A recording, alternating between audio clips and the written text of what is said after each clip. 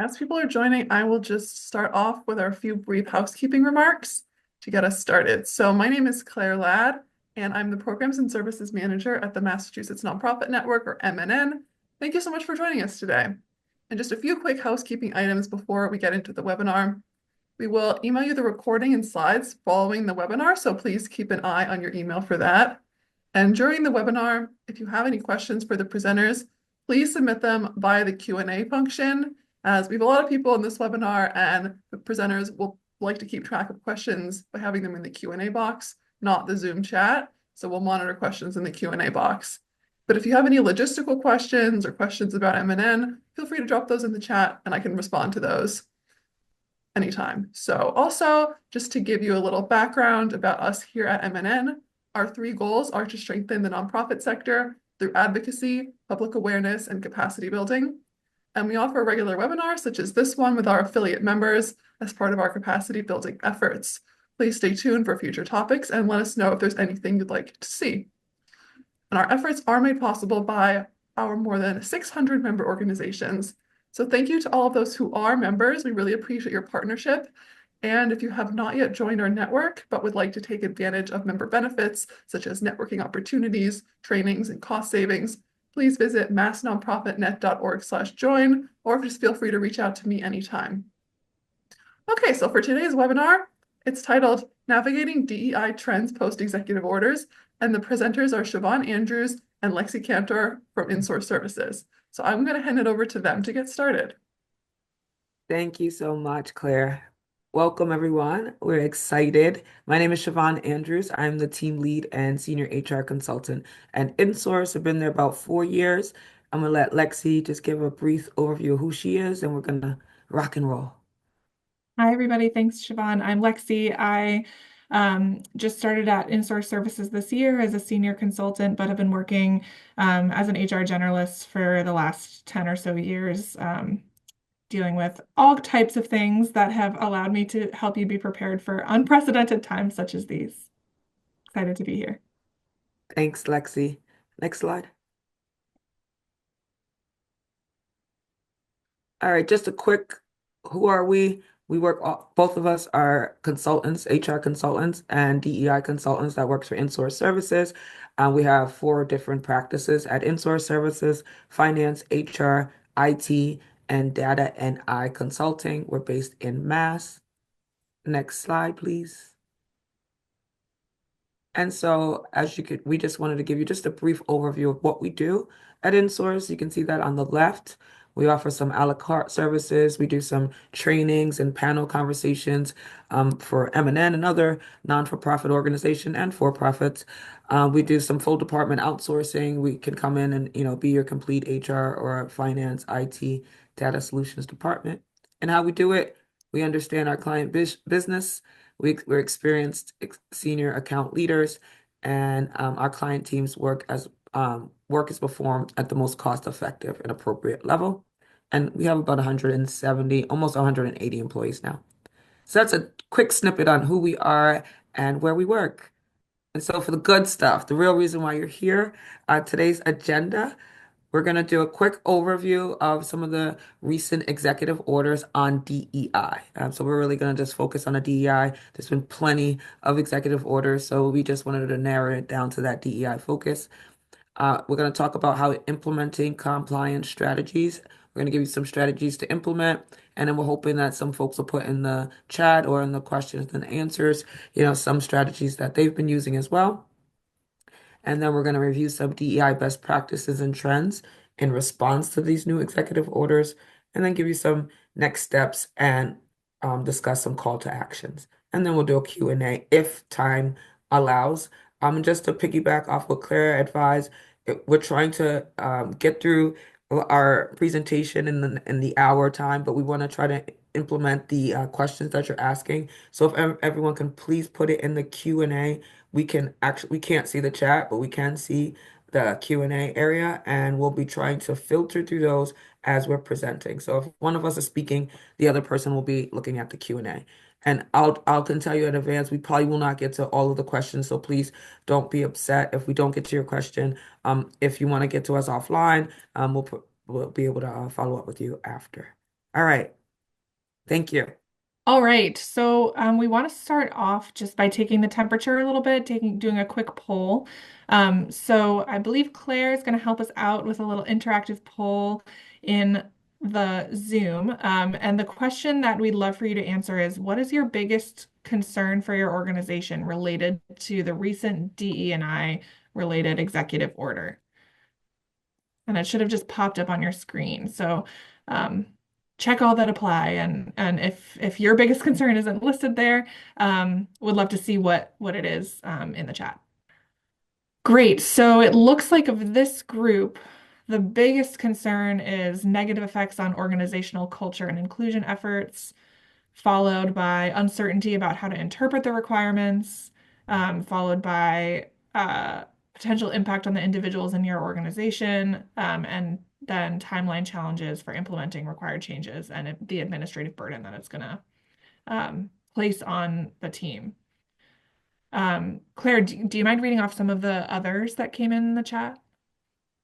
I just got one so far. I also have uncertainty about which will be halted/reversed and how to proceed based on that combo of uncertainty and timeline. Hmm. Yeah, absolutely.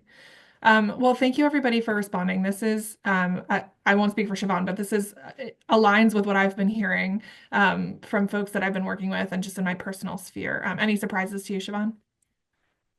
None at all. I mean, the one that was put in the chat usually is the biggest concern is that the combo of the uncertainty of timeline Yeah, and the reversal is very confusing. yeah. I Well, hear a lot. hopefully We're living in uncertain times.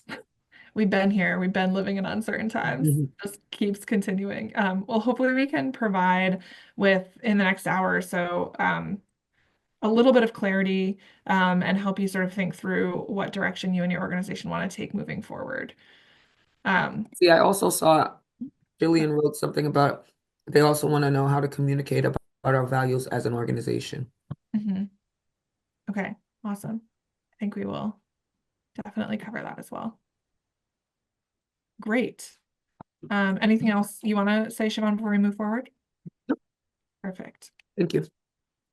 So we wanted to start by just all getting on the same page about this like elusive executive order that we're all talking about. I first want to start by saying neither Siobhan nor I are lawyers or legal counsel in any way. So this is our HR interpretation of the executive order, specifically related to DEI. If you have legal questions, definitely consult your legal counsel. So I want to start off with what is an executive order? So an executive order is an official document implemented that can be implemented by the president without having to sort of go through upfront the full process of establishing a law or a regulation. Um, so it's usually used to direct and manage the executive branch of the federal government, which includes like all of the agencies and departments and offices that report up into the White House. And generally, state-specific agencies and the private sector are not directly subject to the requirements of an executive order, but as we've all seen, they can be sort of indirectly impacted by the responses of the different agencies, especially if you're federally funded, things like that.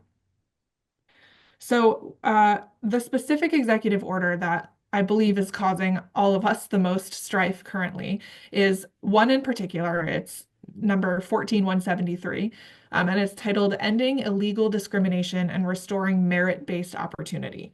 This is the one that is most impacting the state of HR, especially um, in nonprofits who receive federal funding, but also for companies in the private sector who are sort of nervous about things changing further and what those ramifications might be.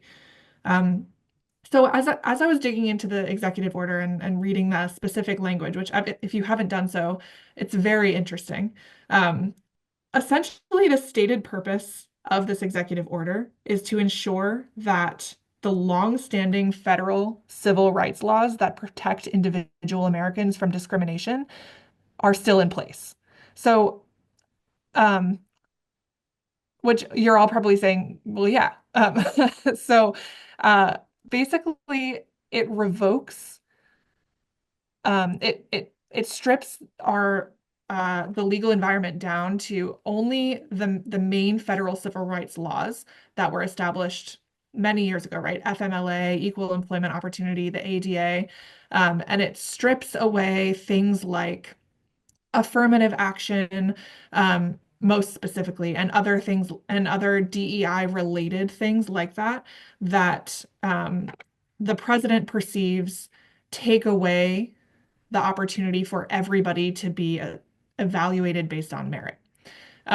What that means is basically we should continue not to discriminate based on all of the protected classes, right? Race, sex, gender, national origin, etc.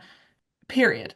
Um, and so interestingly, right, the spirit of the law that hopefully we've all been following, remains the same. Every individual should have a fair, unbiased chance at a job that they're qualified for. So in terms of being hired, in terms of performance management, in terms of employee relations, et cetera. My sort of very boiled down interpretation of the executive order is this administration just does not want the United States to lean in the direction of now favoring folks who are underneath protected classes. They want everybody to have the same opportunity under these federal civil rights laws. Anything you want to add there, Shavon? No, you covered it. So I'll go to the next slide, which this is a direct quote from the executive order, which was written by Donald Trump, or at least signed by Donald Trump.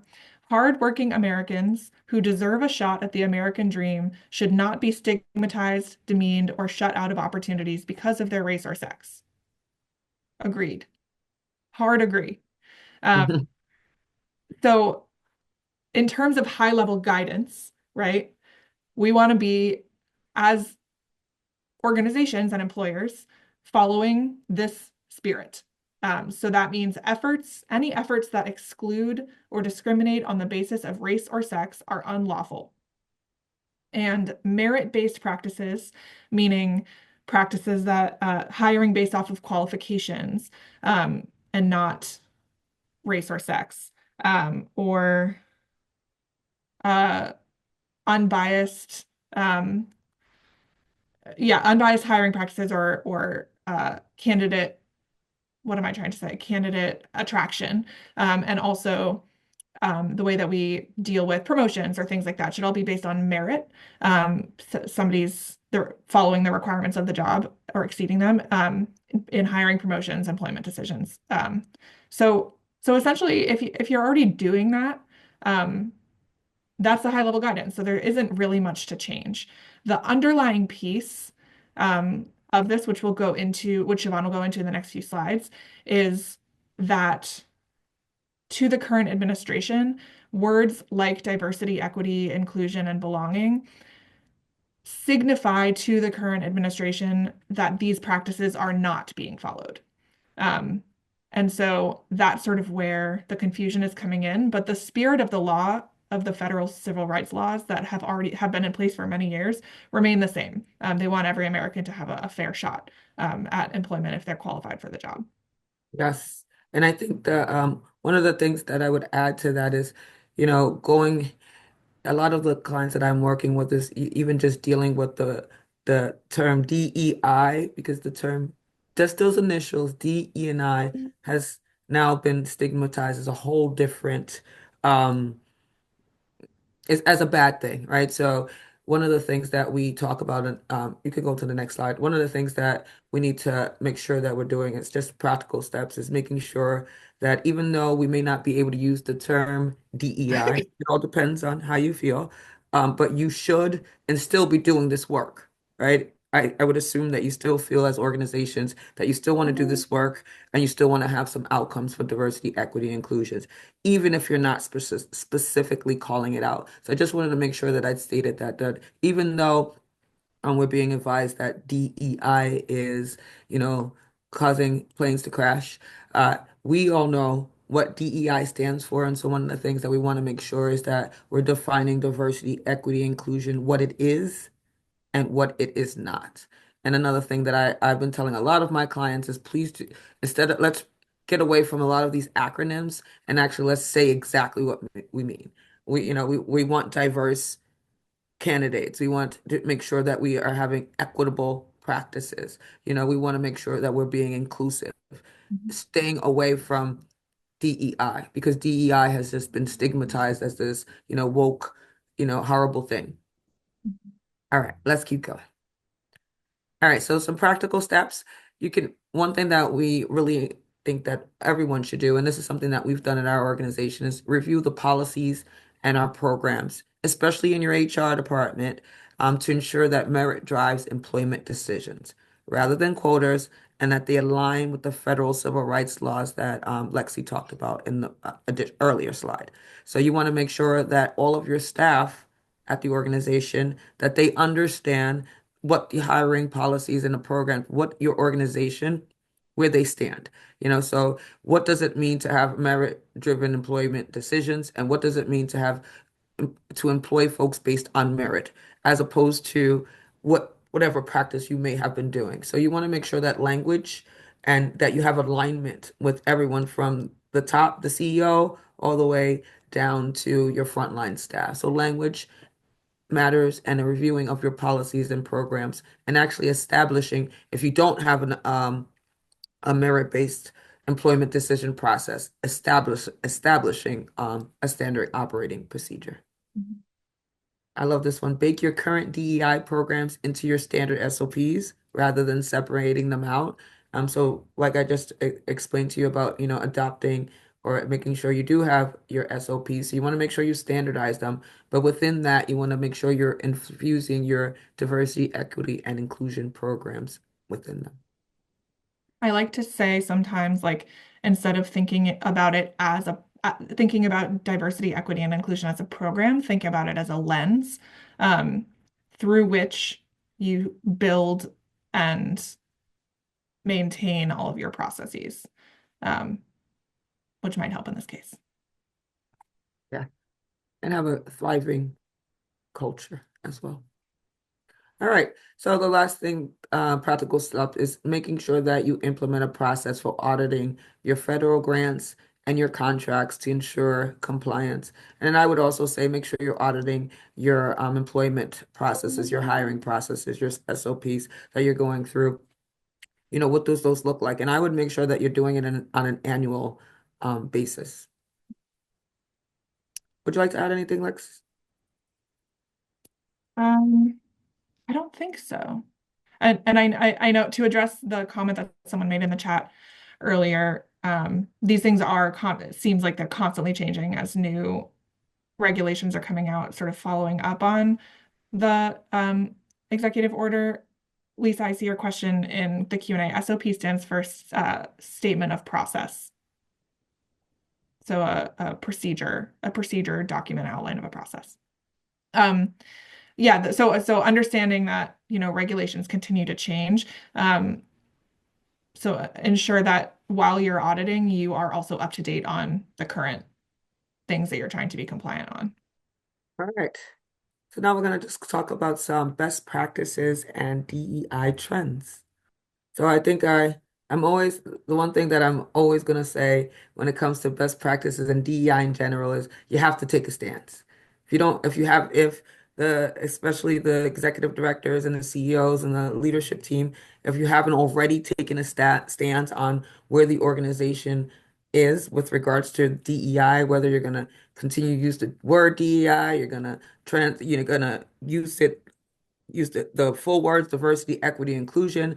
If you're just gonna no longer do DEI, it's important that the organization makes a stance, and make sure that it's articulated to everyone throughout the organization, what is happening with DEI, how much it means to the organization, and how we're gonna move forward, with regards to the DEI and how it affects our mission. There's a lot of people that are in your organizations that are petrified. They're hearing all these executive orders on the news and they don't really know what goes with what. And they may not be hearing from their organization, right? So that causes anxiety. If we as the leaders of the organization have anxiety, the folks within our organization, our greatest assets, of course, they're having those anxieties. So I think it's important to take a stance and make sure that your stance is loud and clear and everyone in your organization actually understands what your DEI stance is. Have some new approaches to DEI, specific programs or lenses as Lexi, sorry, brought up earlier regarding DEI specific programs or lenses. And one idea that one of our clients actually advised us on, so we decided to add it to our work, is instead of calling them ERGs or employee resource groups, turning them into business resource groups. So instead of separating folks out based on their identities, how they identify, have the CEO and the executive leaders group people with large projects based on diversity, equity, inclusion, get them together in a more inclusive way on business projects, which gives a little bit of a different lens to that employee resource groups. Lexi, do you want to add anything to that? No, I think you did a nice job explaining that. I think one way I've seen that done on a smaller scale in some of my past organizations is when the HR department is trying to make decisions or define or make decisions about culture, they'll pull together a cross-functional, very diverse group of employees who are stakeholders of the culture, because every employee is stakeholder of the culture, and use that forum to get a host of diverse perspectives. Everybody is included and they're not separated out based on their identity, so anybody is allowed to join. But it uh, accomplishes a similar goal as an ERG, which is to provide a space for different perspectives to share their viewpoints on company initiatives. Thank you, Lexi.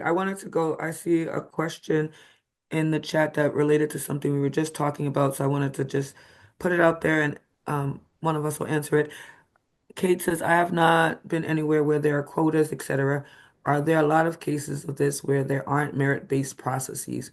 Apologize if this is ignorant, but it really seems like a communication versus true content approach issue at the organization, which contributes to my uncertainty. So I don't know how many organizations have quotas per se, but I do know that there are a lot of organizations that were going towards the making sure that they had diverse or folks in their organizations. And so because of this new DEI is not good, woke trend, it's been established as if you want diverse um, candidates, that's basically saying you're settling, and it's not merit based. So a lot of organizations did have, still may have, diversity quotas or diversity initiatives that they're saying that they want to have as part of the hiring process. And now it's saying, nope, we have to think differently. And if we need to think differently, we have to think about our approach to how we're saying we're looking for candidates and just we're looking for diverse, merit-based candidates. So it's really just calling it out and being very specific about it, as opposed to saying, folks have said that folks are a DEI hire. What does that mean? To some, it means that you are given the position because you're a woman or because you're a person of color or because you have a disability, not based on your merit. But in all actuality, most of my clients who were trying to hire people and diversify their organizations, of course, they were putting in qualified people who were diverse to fill the roles. So I think that's what the question has been about DEI hires. Lexi, do you want to add anything else to that? The only thing I'll add is that affirmative action, to my knowledge, similarly to this executive order, affirmative action was the related only to government, like federal government agencies. And so I believe most of the organizations that still, prior to this executive order, that still had affirmative action quotas were departments within the federal government, which is who this executive order was also aimed toward. So what the trend in the private sector is exactly, for the most part, what Shavon was just talking about, which is like we're broadening our pipeline, we're creating ways to make it more equitable so that folks who are more marginalized or might not have access to this job otherwise will get access to the pipeline, and then we have a merit-based process. But that's all been um, reduced to exactly, Shavon, what you were saying, right? Like DEI equals um, like Putting a bunch of women and people of right, color and the people with exactly. disabilities in a role that has no clue, or no skill set to do the job, which was not the case Right. for especially the clients that and the most of the organizations that I have been working. I see one more question in here about the ERGs versus BRGs. Leah's saying changing them seems to change the nature of the groups. Do you think that any identity linked affinity groups are problematic? Um, I don't, my stance on this is it's up to your organization to take a stance. If you, for example, an organization that does not receive federal funding, or rely on federal funding might say, we don't really care about this. We're going to keep our ERGs because they're core to our mission and our culture, and we don't want to change them. Where on the flip side, if there is an organization who does rely heavily on federal funding and you want to be a little bit extra cautious, your stance might be here continuing to create spaces for employees to share their perspectives about how company decisions are impacting them. It's really important to us. We're shifting the format of the forum a little bit so that we can comply with recent regulations. So I think it depends on sort of the specific circumstances of your organization. And it also depends on how you implement it, right? So you're in control of how each organization implements your ERG. So across the board, and even I might implement ERGs at one client one way, at Insource, it's another way. Some people don't even use ERGs anymore. They call them affinity groups. So there's different language that you can use so that you can still get your federal funding, but still carry out your mission, your DEI mission. And how you implement your BRGs could be very similar to your ERGs, just meant on paper. It's meeting the demands of the executive order Mhm. and the language. We want to keep moving. We're almost halfway through, so I want to make sure we get to everything. The next thing that you're welcome, Leah. The next thing that we wanted to talk about is just how do you operationalize? Sorry, that word was not coming out for me. How do you operationalize DEI, and what does that absolutely mean to you and to us? So the first thing is, DEI should be in every level of your operations, right? So thinking about all aspects and also creating the accountability measures for your leadership team. So whatever your leadership team looks like, they should be part of helping to operationalize this DEI work stance, how you're doing it. And part of operationalizing it is having it part of your hiring. What is your hiring approach? How making sure you're having a diverse pool of folks. Are you using behavioral interviewing guides?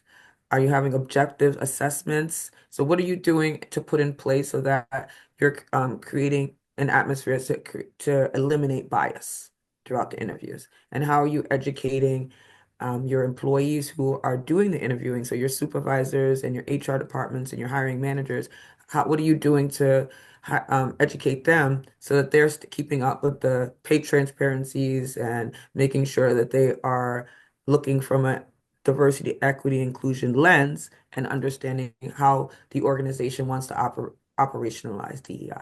Another way to operationalize DEI is our compensation, making sure you have pay equity audits, and making sure that you have clear, defined salary ranges and bands, creating an atmosphere where you have a compensation philosophy that's inclusive, and you have DEI related decision-making processes with regards to compensation. I'm gonna pause just to see if anybody has any questions with regards to anything that I just stated. Lexi, you want to add anything? Um, no, no, I feel very passionate about this topic, but I think you covered it at a good level for today. Okay, thank you. So some other ways to operationalize, I just want to make sure that we talk about also performance management. Mhm. Having clear job descriptions is really essential to any job function and just making sure that everyone has a clear, defined process of how to set expectations, what are the metrics of their job, what are the objectives, and then also creating clear career paths for everyone based on the different levels and making sure all levels of staff have a clear career path. C's and O's are not coming out today. Say that if I get 5 times fast. And the last one is employee relations. Make sure that they're clear protocols for reporting discrimination and or harassment in the organization. And and also I know sometimes folks don't like anonymity in an organization, but there needs to make sure that if you don't have anonymity in the process of being able to tell your report discrimination or harassment, always make sure that there is some type of psychological safety within your organizations so that everyone has multiple avenues of folks that they can relate any discrimination or harassment to. And I would also recommend having discrimination and harassment trainings annually. That's Hmm. another way that you can make sure that the organization, everyone in the organization understands the importance of operationalized DEI and with respects to performance management. And Hmm. I'm trying to look at the chat to see if there's any questions, but Claire's got it. Thanks, Claire. All right. And another thing that we talk about with best practices outside of operationalizing DEI is using a data-driven approach. So basically identifying relevant metrics for your organizations. What does the metrics look like for your organization? What are some tools that you can use for data collection and analysis?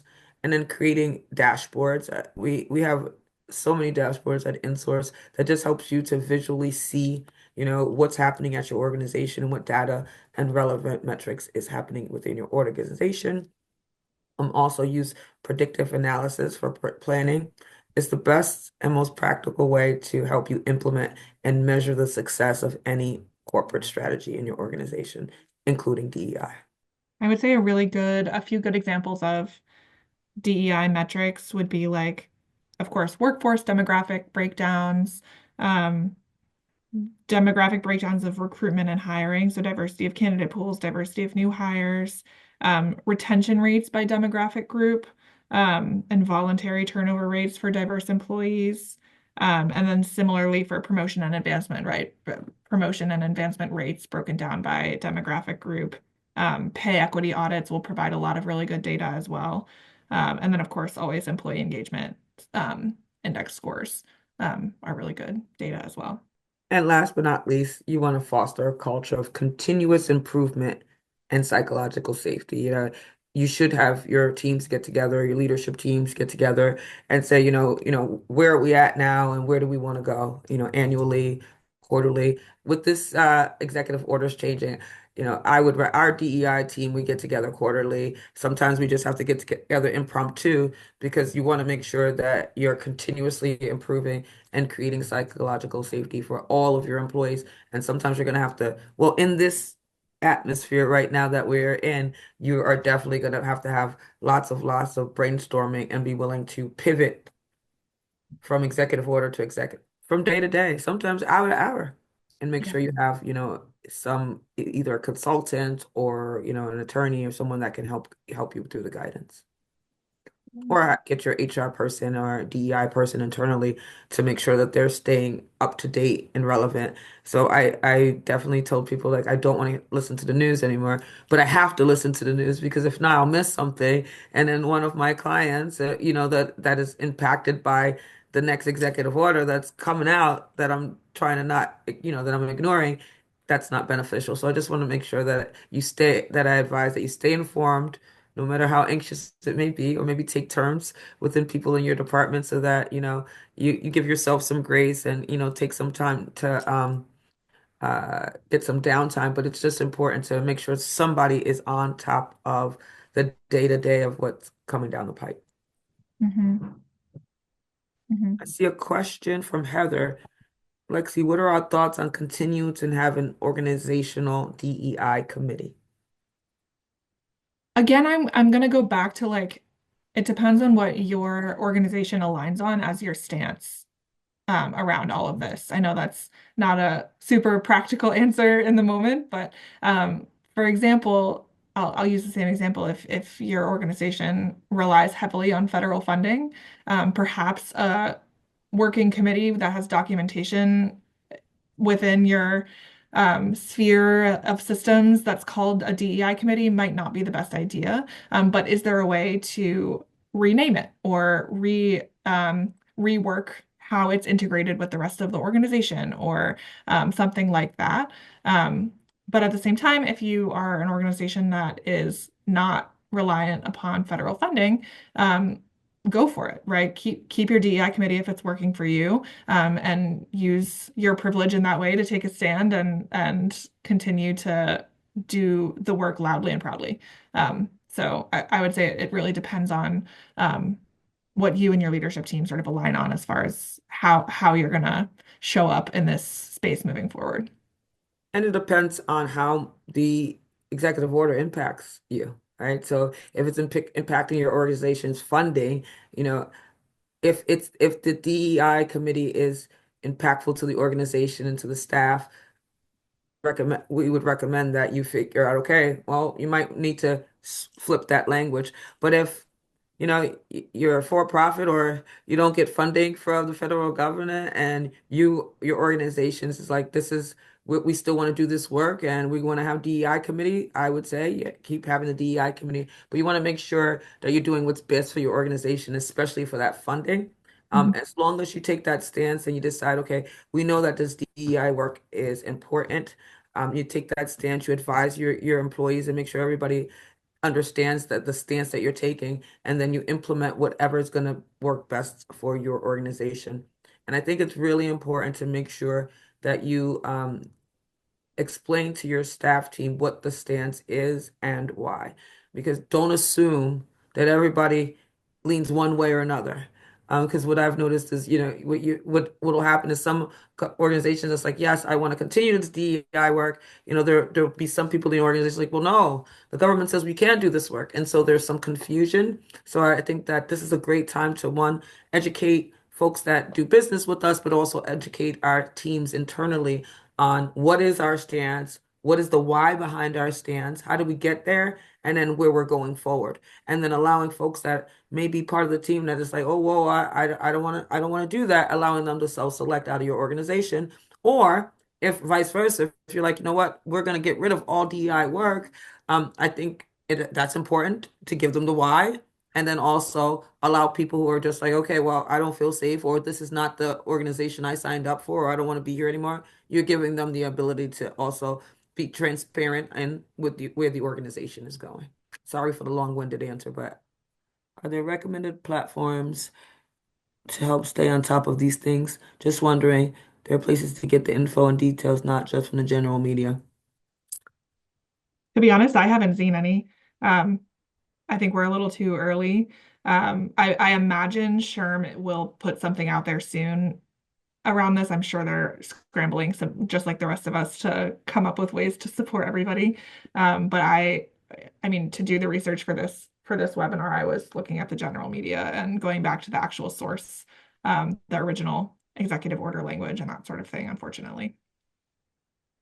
Yes, and so what I do is, so I have a cohort of DEI professionals and consultants that I have been meeting with initially like almost on a daily basis because it was getting so there's so many coming so fast, but now it's simmered down to about every week we're meeting just to touch base. How are you doing? What's things going on? Even if there's no executive order, we're just, folks that are in this space that have to navigate it. I think it's just good to get other thought partners because that's what Lexi and I do all day. We're pretty much just getting with other thought partners. We don't have we're not attorneys, so we don't have any legal advice, but we get advice and thoughts from other folks, and that has seemed to help push that work forward and help, when you have other folks that are going through the same thing, like, well, what have you done? What are you working on? How did you read, this executive order? And especially for nonprofits, a lot of nonprofits don't have attorneys on hand to say, okay, can you translate this executive order? So if you have like a group of folks that are like that, not even like-minded, that are all struggling with the same thing, you can bounce ideas off of each other and experiences and then help each other move this work forward. I just told Lexi, this is kind of like the days when we were in COVID, right? We really had no idea what to do. But as we started getting through it day by day, we decided, like, we figured out, okay, this might make sense. This is the best way. This is how we can operate. This is how we can make sure that we safeguard our staff.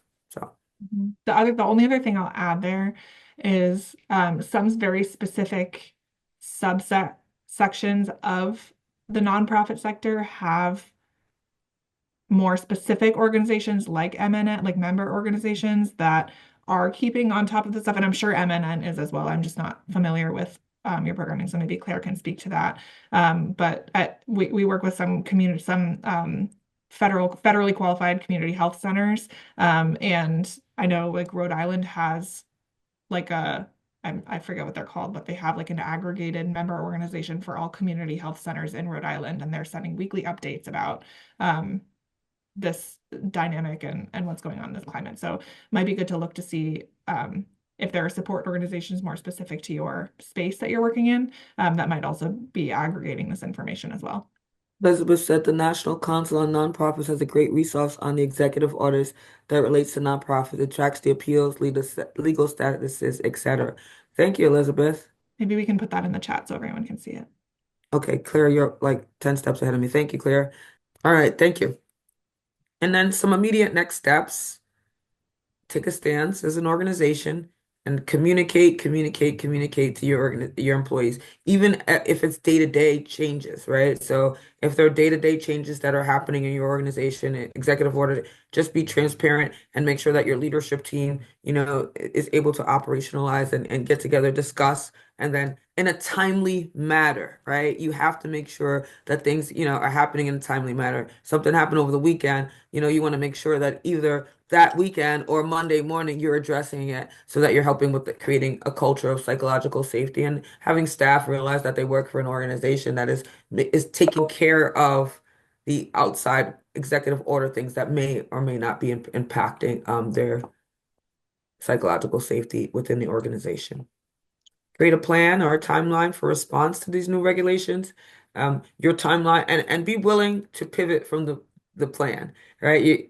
What I typically been doing working with a lot of my clients is, we created a templated timeline of plan of, where do we want to go? How fast do we want to get there? And what did it look like? But each day we're going in and saying, okay, well, now based on this executive order or based on this or based on this guidance from this attorney, or based on what another health center has done or what another company's done, we're going to change it and do X, Y, and Z. So I think when you're creating that plan and in the timeline, you have to be flexible and just not be committed to any one thing, right? Like you have to rein in our expectations. Like if the thought is like, oh, this is we have the perfect timeline and we're going to do this, we're going to check the box and everything's going to be fine and dandy, that won't happen. I'll be the first one to let you know that that probably won't happen. So just be really willing and open to change, and being willing to pivot. Audit your existing strategies, policies, and procedures, and incorporate these DEI best practices wherever necessary. I mean, if you ask me, I'm going to always say incorporate DEI practices everywhere. I mean, operationalizing means traditionally operationalize it to every single department and everything that you do. But I believe that DEI should be infused in every part of every organization. But that is Shavon's opinion. You guys have to decide what your stance is and what's best for your organization.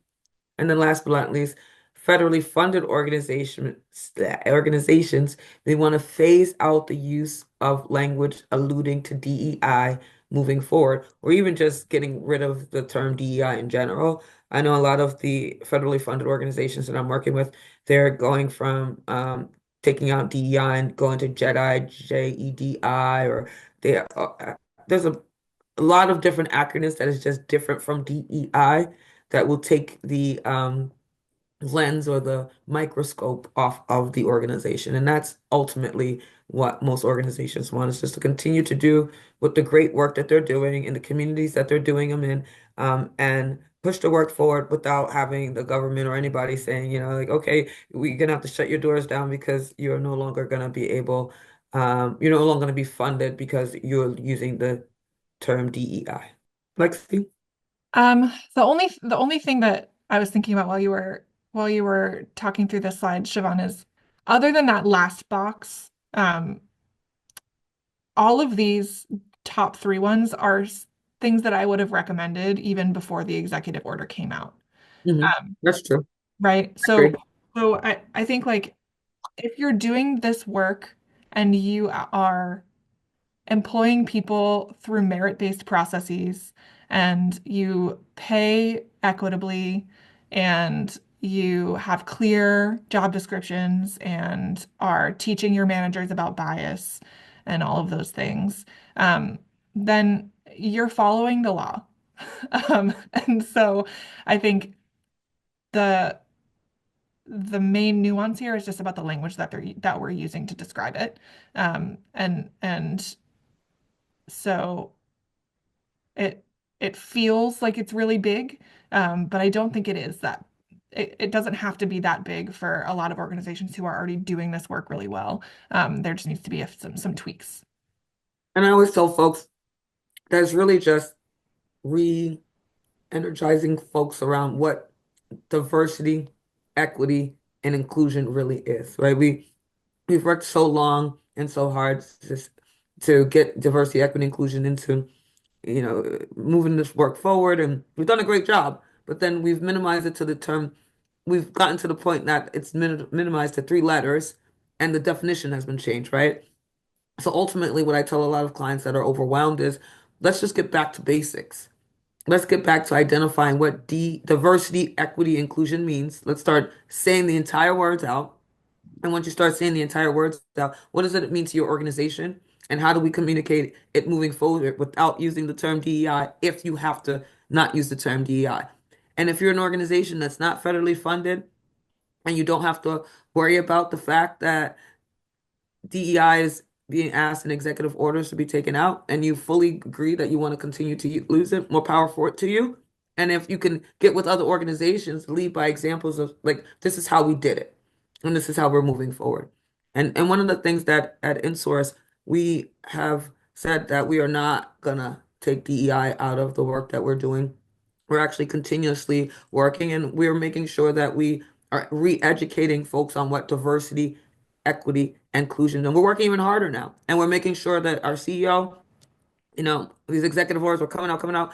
And, I'm one of the DEI leads, and I was too busy helping clients. And then all of a sudden I see an email from the CEO like, just want to make sure everybody understands that, we are still doing this work. DEI is still DEI, our organization. This is what it stands for. This is the why. And what other organization, how can we help? Like where are we to help? And for me, that reestablished why I work at the company that I work for, and so proud to be there. So just wanted to throw that personal touch in. And Elizabeth said in the Q&A, reminding us that Massachusetts discrimination and employment laws are still in full force, as Full are federal force. employment and discrimination laws. So executive orders can't change the existing discrimination and employment laws. It takes an act of Congress or the Supreme Court to change that. So none of those have changed. We just have to be a little bit more careful because of the climate. Thank you, Elizabeth. Yeah. Yes, Elizabeth, thank you for that. I love it. So we're wrapping up. We at Insource love a call to action. I believe we chose this photo because it's a little doggy bag of what you're taking away from the webinar. So we'd love for you to share in the chat, not the Q&A, in the chat, so that everybody else can see one specific change or initiative you're committed to implementing after this webinar. What's the one action you're going to take as a result of attending today?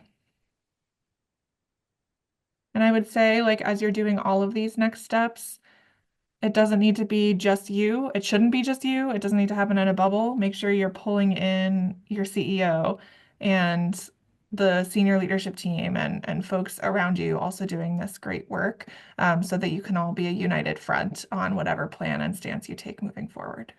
I love the I love everyone's taking a stance. A lot of folks are going to be taking stances and re-educating and clarifying. I love that. What I love is no one has put in there that they're going to stop the work. So thank you. We're going to continue the work. Thank you. We need Yay. folks to continue the work. I love hold the line. Thank you, Raquel. I love that. Thanks, Wyona. I love it. Definitely continue that work.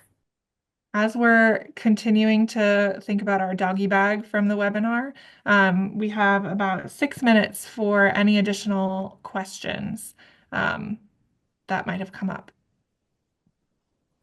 I don't think there are any that are unanswered in the Q&A right now. No, we answered them all.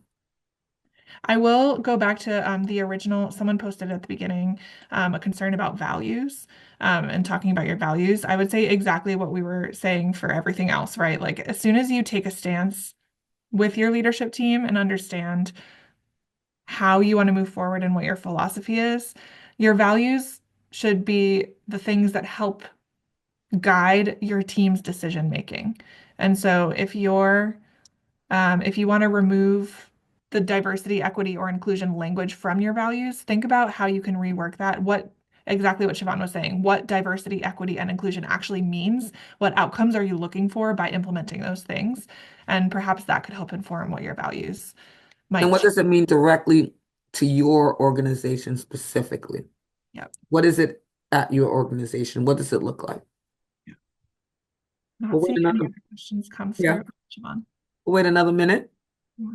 If not, we'll give you 4 minutes back in life. Unless Claire, you have anything else you want to add or say? I don't have anything else to add, just to reiterate that we'll be sending out follow-up email with a recording and slides. And just to, say thank you to you both for this great presentation. And if anyone has any questions, concerns, if you have anything you'd like to follow up with us, there's our contact information. We'll be glad to have a follow-up conversation. Thank you, Absolutely. MNN, for having us. Thank you, and thanks for everyone for attending, and have a great rest of your day. Thanks, Thank everybody. you.